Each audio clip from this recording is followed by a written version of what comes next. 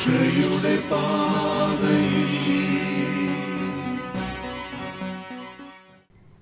ഈശോ മിശിഹായ്ക്ക് സ്തുതിയായിരിക്കട്ടെ. എപ്പോഴും എപ്പോഴും സ്തുതിയായിരിക്കട്ടെ. സുഖമാണോ? സുഖമല്ലേ? കഴിഞ്ഞ ക്ലാസ്സിൽ നമ്മൾ എന്താ പഠിച്ചത്? ഏത് കൂദാശയെക്കുറിച്ചാണ് പഠിച്ചത്? തിരുപ്പട്ടം എന്ന കൂദാശയെക്കുറിച്ചാണ് നമ്മൾ പഠിച്ചത്. വൈദികർക്ക് വേണ്ടിയുള്ള പ്രാർത്ഥന എല്ലാവരോടും പഠിച്ചിട്ട് വരണമെന്ന് പറഞ്ഞിരുന്നു. പഠിച്ചോ? പഠിച്ചു അല്ലേ? മിടുക്കരാ കേട്ടോ. ഇനി ആ പ്രാർത്ഥന എങ്ങനെയാ തുടങ്ങുന്നേ? ഒന്ന് പറഞ്ഞേ.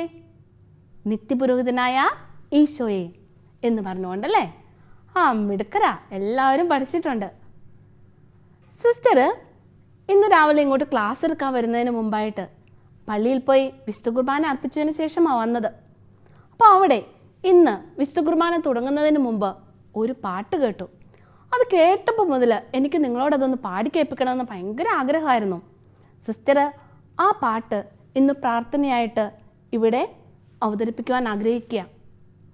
എല്ലാവരും കണ്ണടച്ച് കൈകൾ കൂപ്പി ദൈവസന്നിധിയിലായിരിക്കാം.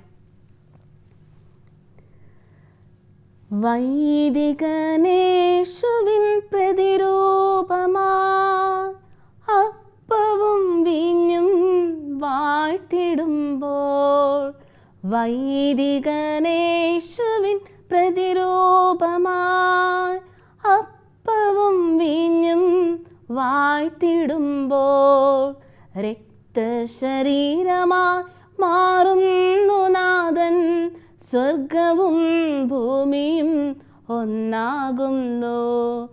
രക്തശരീരമായി മാറുന്നു നാഥൻ, സ്വർഗവും ഭൂമിയും ഒന്നാകുന്നു.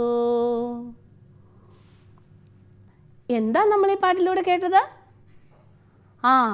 വൈദികൻ യേശുവിൻ്റെ പ്രതിരൂപമായി അപ്പവും വീഞ്ഞും വാഴ്ത്തുമ്പോൾ എന്ത് സംഭവിക്കുന്നു? അത് തിരുശരീര രക്തങ്ങളായി മാറുന്നു. കൂടാതെ സ്വർഗവും ഭൂമിയും ഒന്നായിത്തീരുന്നു. നല്ല പാട്ടല്ലേ? ഇതിൻ്റെ അകത്ത് എന്താ പറയുന്നത്? വൈദികൻ ആരാന്നാ പറയുന്നത്? യേശുവിൻ്റെ പ്രതിരൂപമാണ് എന്നല്ലേ? അല്ലെങ്കിൽ യേശുവിൻ്റെ പ്രതിപുരുഷനാണ് എന്നാണ് നാം ഇവിടെ കാണുന്നത്. ഇനി കഴിഞ്ഞ ക്ലാസ്സിൽ നമ്മൾ എന്താ പഠിച്ചതെന്നൊന്ന് പറഞ്ഞേ. എന്താ പഠിച്ചത്? നമ്മൾ എന്താ കണ്ടത്? പൗരോഹിത്യം സ്വീകരിക്കുവാനായി ഒരുങ്ങി നിൽക്കുന്ന വൈദികാർത്തിയെ മെത്രാൻ്റെ കൈവപ്പ് ശുശ്രൂഷ വഴിയാണ് സഭയിലേക്ക് വൈദികനായി തിരഞ്ഞെടുക്കപ്പെടുന്നത്. അതുകൂടാതെ അവർക്ക് ചില ദൗത്യങ്ങളുണ്ടെന്ന് പറഞ്ഞു. എന്താണ്? പഠിപ്പിക്കുക, വിശുദ്ധീകരിക്കുക, നയിക്കുക. നമ്മെ ദൈവത്തിലേക്ക് മുൻപിൽ നിന്നുകൊണ്ട് നയിക്കുവാനായി ദൈവത്താൽ പ്രത്യേകം നിയോഗിക്കപ്പെട്ടവരാണ് വൈദികരെന്നും നമ്മൾ കഴിഞ്ഞ ക്ലാസ്സിൽ കണ്ടു അല്ലേ? ഇനി നിങ്ങളെല്ലാവരും വൈദികരുടെ പ്രാർത്ഥന പഠിച്ചു എന്നല്ലേ പറഞ്ഞത്? ആ പ്രാർത്ഥന എങ്ങനെയാ തുടങ്ങുന്നത്? ഒന്ന് പറഞ്ഞേ. എങ്ങനെയാ തുടങ്ങുന്നത്? നിത്യപുരോഹിതനായ ഈശോയെ, അങ്ങേ ദാസന്മാരായ വൈദികർക്ക് യാതൊരു ആപത്തും വരുത്താതെ അങ്ങേ തിരുഹൃദയത്തിൽ കാത്തുകൊള്ളണമേ എന്നല്ലേ?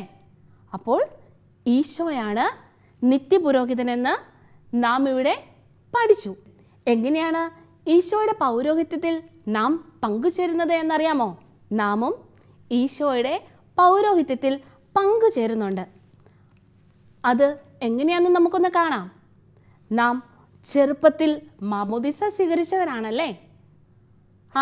നമ്മുടെ തലതൊട്ടപ്പനും തലതൊട്ടമ്മയൊക്കെയാണ് നമുക്ക് വേണ്ടിയിട്ട് വിശ്വാസം അവിടെ ഏറ്റുപറഞ്ഞത്.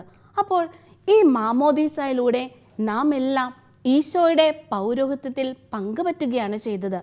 അപ്പോൾ നമുക്ക് ഈ പൗരോഹിത്യത്തിൽ അതിന് ചില പേരുണ്ട്. എന്താണെന്നറിയാമോ? നാം സ്വീകരിക്കുന്ന പൗരോഹിത്യത്തിൻ്റെ പേര് പൊതു പൗരോഹിത്യമെന്ന്.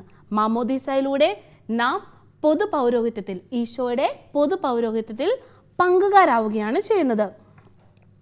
ഈശോയും ശിഷ്യന്മാരും അവരുടെ പൗരോഹിത്യ ധർമ്മം നിർവഹിക്കുന്നത് എപ്രകാരമാണെന്ന് നാം കണ്ടു അല്ലേ? ഇനി നമ്മുടെ പൗരോഹിത്യ ധർമ്മം എങ്ങനെയാണ് നാം നിർവഹിക്കുക എന്ന് നമുക്കൊന്ന് നോക്കാം. തിരുവചനങ്ങൾ പഠിച്ചും പഠിപ്പിച്ചും മാതൃകാപരമായ ജീവിതം നയിച്ച് കൂദാശകളിൽ പങ്കുചേർന്ന വിശിഷ്യ വിശുദ്ധ കുർബാനയിൽ.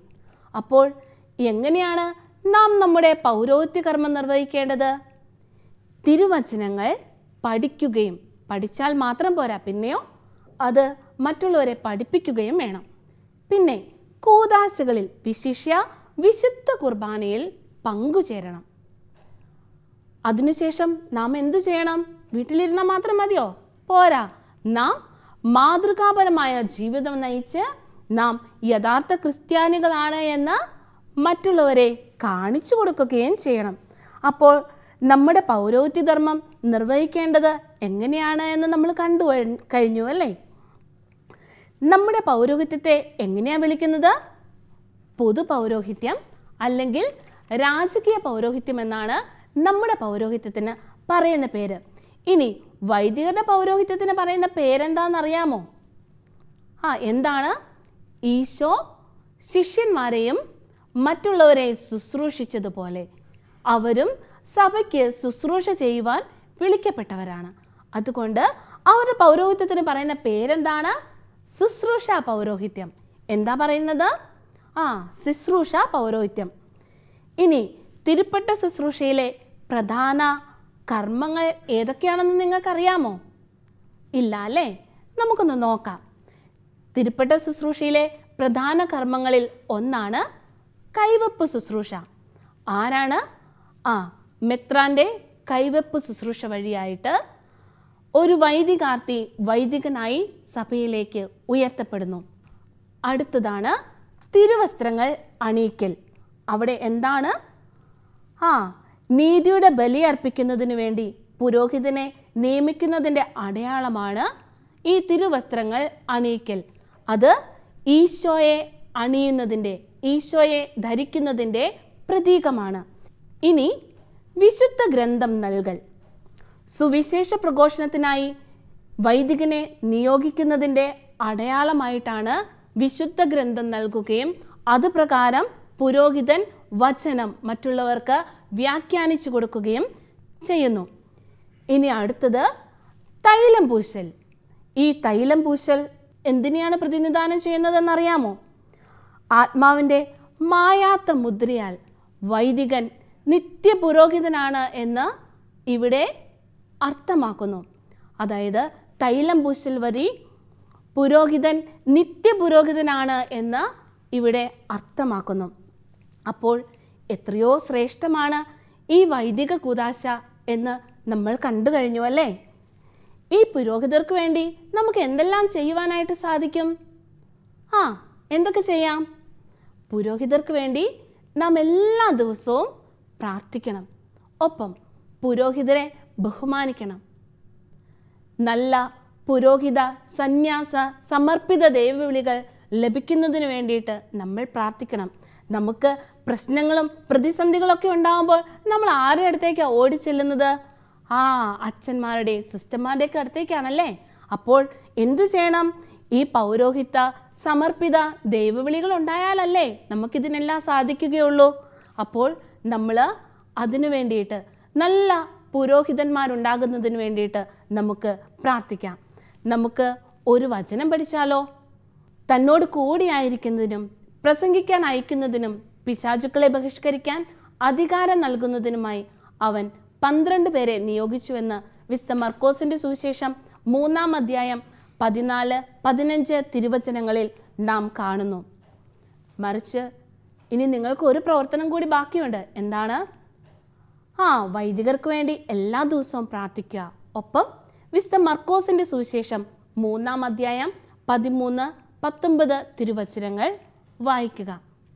നമുക്ക് പുരോഹിതർക്ക് വേണ്ടിയുള്ള ആ പ്രാർത്ഥന ഒന്ന് പാടി പ്രാർത്ഥിച്ചാലോ? നിത്യപുരോഹിതനീശോ നിൻ വൈദികരെ പാലിക്കിടമേ, ചിന്തകൾ വാക്കുകൾ ചെയ്തികളിൽ സന്തതം അവരെ നയിക്കിടമേ. സാത്താൻ നിറയും വൈരമോടെ നിർത്തയം അവരെ അലട്ടുമ്പോൾ നാഥാ നിൻ തിരുഹൃദയത്തിൻ വാതിലവർക്കു തുറക്കണമേ. വൈദികറാണി വിമലാംബേ, മറിയ വിയാനി മധ്യസ്ഥ, പ്രേക്ഷിത താതാ മാർത്തോമാ, പ്രാർത്ഥിക്കണമേ ദാസർക്കാർ. ഈശോ മിശിഹായ്ക്ക് സ്തുതിയായിരിക്കട്ടെ. എപ്പോഴും എപ്പോഴും സ്തുതിയായിരിക്കട്ടെ.